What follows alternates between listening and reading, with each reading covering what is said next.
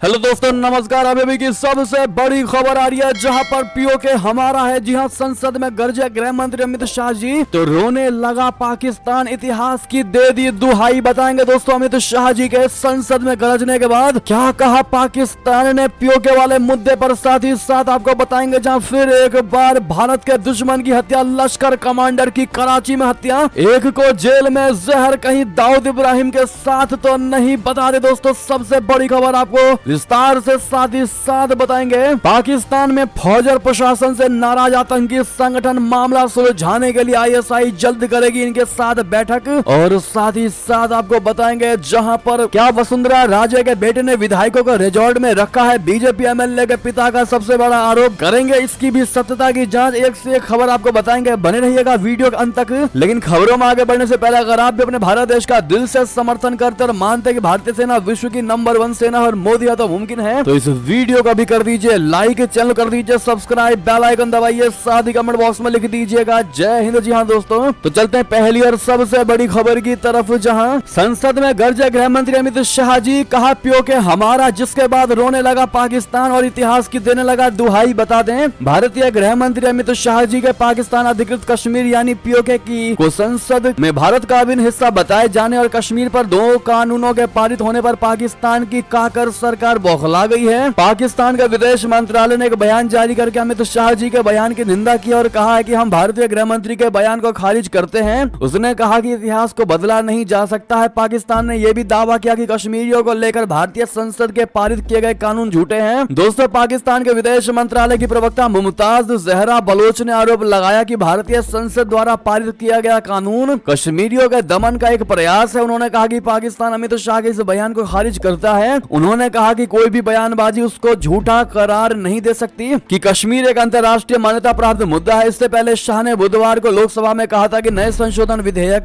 के तहत जम्मू कश्मीर विधानसभा में 24 सीट पाकिस्तान के कब्जे वाले कश्मीर यानी पीओके के लिए आरक्षित की गई है, क्योंकि पीओके हमारा है। शाह ने कहा कि जम्मू और कश्मीर के इतिहास में पहली बार 9 सीट अनुसूचित जनजाति के लिए आरक्षित की गई है और अनुसूचित जाति के लिए भी सीट आरक्षित की गई है। साथ ही साथ दोस्तों आपको बता दें कि गृह मंत्री अमित शाह जी ने कहा कि अगर संघर्ष विराम नहीं हुआ होता तो पाकिस्तान के कब्जे वाला कश्मीर अस्तित्व में नहीं आता। नेहरू के संदर्भ में शाह की टिप्पणियों का विरोध करते हुए कांग्रेस ने भी अमित शाह जी को जवाब दिया दोस्तों, और कुछ अन्य विपक्षी दलों के सदस्यों ने सदन से वॉकआउट भी कर लिया, वहां से निकल गए बाहर। यहां तक कि अमित शाह जी ने यह भी कहा कि प्रधानमंत्री नरेंद्र मोदी 2024 में एक बार फिर प्रधानमंत्री बनेंगे और 2026 तक जम्मू कश्मीर से आतंकवाद का पूरी तरह से खात्मा हो जाएगा। अब ऐसे में दोस्तों जिस प्रकार से अमित शाह जी ने नेहरू से लेकर के पीओके तक में जो बड़ा बयान दिया है, पाकिस्तान को ये नागवार गुजरा और उसने पीओके का रोना रोने लगा। दोस्तों वैसे में जहरा बलूच को आप लोग क्या जवाब देना चाहेंगे, लेकिन अगर आप भी मानते कि अमित शाह जी ने जो बातें कही हैं बिल्कुल सही बातें हैं तो अपनी राय अवश्य दीजिएगा दोस्तों। और साथ ही साथ क्या मोदी जी ही होंगे 2024 में अगले प्रधानमंत्री, इसका जवाब जरूर दीजिएगा आप लोग। चलते हैं और बड़ी खबर की तरफ, जहां लश्कर कमांडर की कराची में हत्या, एक को जेल में जहर, कहीं दाऊद इब्राहिम के साथ तो ऐसा नहीं। बता दे कभी भारतीय जवानों का खून बहाने, भारत में दहशत फैलाने और इंडियन शहरों में धमाका करने में जो आतंकी अपनी बहादुरी समझते थे, समय का फिर ऐसा हुआ कि वे आज पाकिस्तान में डूब के हुए हैं। उन्हें आईएसआई की मल्टी लेयर सिक्योरिटी मिली हुई है, लेकिन तब भी वे सुरक्षित नहीं हैं। एक एक करके 22 मोस्ट वांटेड मौत के घाट उतारे जा चुके हैं, जिनकी इंडिया वो तलाश थी। ये दहशतगर्द आज खुद इतनी दहशत में है कि घर से बाहर नहीं निकलते हैं, डर के मारे नमाज पढ़ने मस्जिद तक नहीं जाते हैं। दूसरों को जन्नत के सपने दिखाने वाले आज खुद मौत के डर के साए में तिल तिल कर मर रहे हैं। कुछ तो पाकिस्तान छोड़कर भागने की फिराक में भी है, लेकिन उनके सामने सबसे बड़ी समस्या है कि जाएं तो आखिर जाएं कहां। आतंकियों के लिए पाकिस्तान से सुरक्षित जगह तो अब कोई थी ही नहीं। भारत के मोस्ट वांटेड और मुंबई सीरियल ब्लास्ट के गुनहगार दाऊद इब्राहिम को लेकर भी अब ऐसी कुछ बातें चल रही हैं। आशंका जताई जा रही है कि या फिर वो मर चुका और नहीं तो वो डर के मारे कहीं किसी बिल में छिपने को मजबूर है। मौत का डर से वो घर से बाहर निकलने के लिए तैयार नहीं है। ऐसा हम इसलिए कह रहे हैं क्योंकि पाकिस्तान में पिछले कुछ दिनों से अजीबो गरीब घटनाएं हो रही हैं। आतंक फैलाने वाले भारत के दुश्मन चुन चुन कर मारे जा रहे हैं। हालांकि उन्हें कौन मौत के घाट उतार सकता है इसका पता तो खुद को टॉप की खुफिया एजेंसी बताने वाली पाकिस्तान की आईएसआई भी नहीं लगा पाई। जी हाँ, दाऊद इब्राहिम अगर जिंदा है तो जरूर अभी अपने दिन ही गिन रहा होगा, क्योंकि आतंकी आईएसआई की मल्टी लेयर सिक्योरिटी में भी सुरक्षित नहीं है। दोस्तों पहले एक कहावत कही जाती थी कि आतंकवादी क्या तुम्हारा पता पाकिस्तान है। अब ऐसे में दोस्तों एक चीज तो देखने को मिल रही है कि पाकिस्तान पाकिस्तान जैसे आतंकियों के पनाहगाह देश में भी आतंकी महफूज नहीं है और लगातार इनकी हत्याएं हो रही हैं और भारत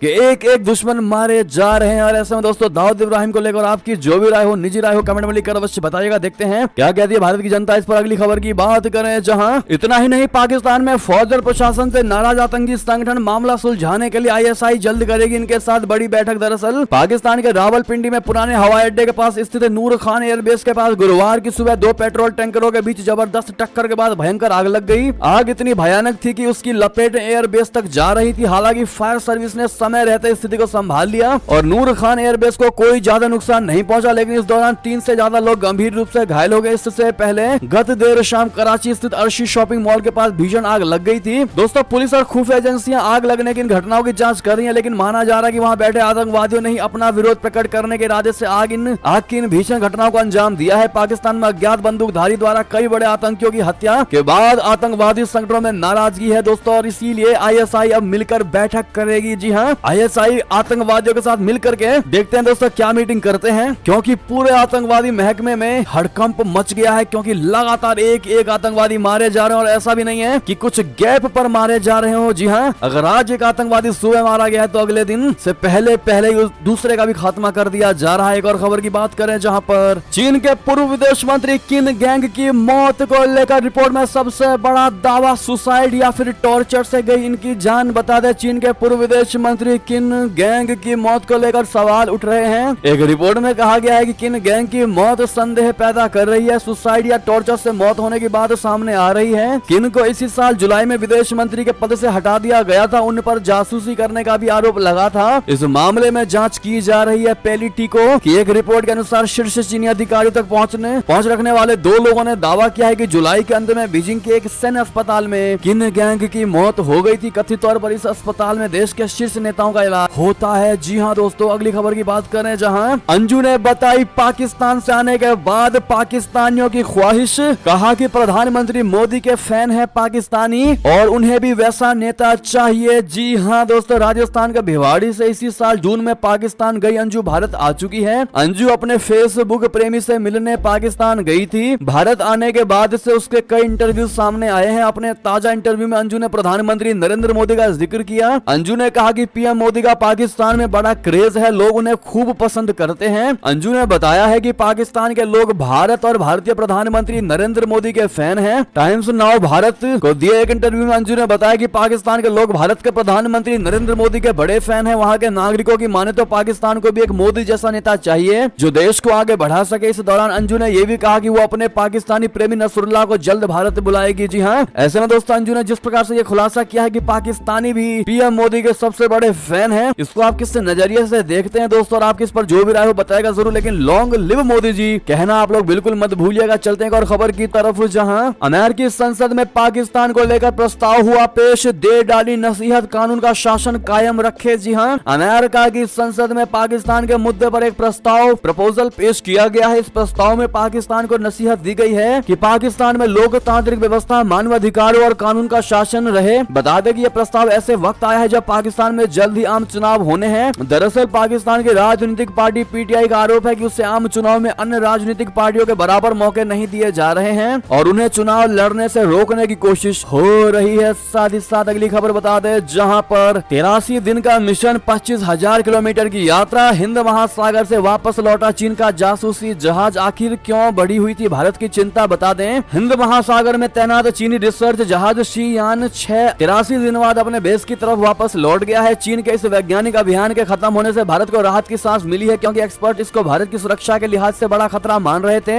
ये यान दक्षिणी चीन के गुआंगडोंग प्रांत के गुआंगजो शहर में अपने पोर्ट में वापसी करेगा, जो पूर्वी हिंद महासागर में 83 दिनों से तैनात था। CGTN ने बताया कि यह यान 1 दिसंबर को अपना साइंटिफिक मिशन खत्म करके चीन की तरफ मुड़ गया था। इन 83 दिनों में उसने करीब 25,300 किलोमीटर की समुद्री यात्रा की। यान पर विभिन्न संगठनों के 37 साइंटिस्ट सवार थे जो बहुत सारे प्रोजेक्ट्स पर काम कर रहे थे। अगली खबर बता दे, जहां वसुंधरा राजे के बेटे ने विधायकों को रिजॉर्ट में रखा। बीजेपी MLA के पिता का बहुत बड़ा आरोप। बता दें, राजस्थान में मुख्यमंत्री फेस को लेकर सस्पेंस बना हुआ है। इस बीच वहां से रिजॉर्ट पॉलिटिक्स की बात सामने आई है। अब बीजेपी विधायक ललित मीणा के पिता और पूर्व विधायक हेमराज मीणा ने बड़ा आरोप लगाया है। हेमराज मीणा का कहना है कि पूर्व CM वसुंधरा राजे के बेटे और सांसद सांसद दुष्यंत सिंह ने 5 विधायकों को राजस्थान के एक रिजॉर्ट में रखा था। बता दें कि फिलहाल वसुंधरा राजे दिल्ली में है और यहाँ उनको जेपी नड्डा से मुलाकात करनी है। इससे पहले सूत्रों से जानकारी आई थी कि वसुंधरा ने साफ कर दिया है कि वो हाईकमान का हर फैसला मानेगी। झालरा पाटन से चुनाव जीती वसुंधरा राजे के बेटे और सांसद दुष्यंत सिंह पर किशनगंज विधायक ललित मीणा के पिता और पूर्व विधायक हेमराज मीणा ने आरोप लगाया है। अब ऐसे में दोस्तों राजस्थान में किसको मुख्यमंत्री बनाया जाना चाहिए भारतीय जनता पार्टी को, वसुंधरा राजे या फिर बाबा बालक नाथ जी को? क्या कहते हैं आप लोग दोस्तों? या इसके अलावा आप कोई सुझाव देना चाहें तो कमेंट में लिखकर अवश्य बताइएगा। वसुंधरा राजे या बाबा बालकनाथ बताना मत भूलिएगा दोस्तों। एक और बड़ी खबर की बात करते हैं, जहां योगी के नक्शे कदम पर तेलंगाना के नए सीएम रेवंत कुर्सी संभालते ही चलाया बुलडोजर। क्या है पूरा मामला बता दे। रेवंत रेड्डी ने आज तेलंगाना के मुख्यमंत्री पद की शपथ ली। राज्य में कांग्रेस के प्रचंड जीत हासिल करने के बाद एलबी स्टेडियम में रेवंत रेड्डी के शपथ ग्रहण कार्यक्रम का आयोजन किया गया। शपथ ग्रहण कार्यक्रम में मंच पर सोनिया गांधी, राहुल गांधी, प्रियंका गांधी, तमिलनाडु के सीएम एम.के. स्टालिन और आंध्र प्रदेश के सीएम जगन मोहन रेड्डी भी मौजूद रहे। कांग्रेसी अध्यक्ष मल्लिकार्जुन खड़गे भी कार्यक्रम में उपस्थित रहे। मुख्यमंत्री बनने से पहले ही रेवंत रेड्डी ने बुलडोजर एक्शन की शुरुआत कर दी। बुलडोजर की पहली कार्रवाई मुख्यमंत्री आवास पर ही हुई। शपथ ग्रहण से पहले रेवंत रेड्डी ने मुख्यमंत्री आवास के बाहर लगी फेंसिंग को उखाड़ फेंकने का आदेश दे दिया। मुख्यमंत्री आवास के बाहर लगी फेंसिंग की वजह से ट्रैफिक जाम होता था, इससे लोगों को परेशानी होती थी। मुख्यमंत्री कैंप ऑफिस एक किलेनुमा छवि पेश करता था, जिसे तोड़कर रेवंत रेड्डी ने तेलंगाना में प्रजाला सरकार को संदेश देना चाहा। बहरहाल दोस्तों ये थी अभी की सारी बड़ी खबरें। आपको हमारी खबर कैसी लगी? आशा करता हूँ बहुत अच्छी लगी होगी। अगर थोड़ी भी अच्छी लगी तो वीडियो को दोस्तों में, भाइयों में, साथियों में, रिश्तेदारों में शेयर अवश्य कर दीजिएगा और अभी कर दीजिए इस वीडियो को लाइक, चैनल कर दीजिए सब्सक्राइब, बेल आइकन दबाइए, साथ ही कमेंट बॉक्स में लिख दीजिएगा जय हिंद जय भारत। और यहाँ तक बने रहने के लिए आप सभी का बहुत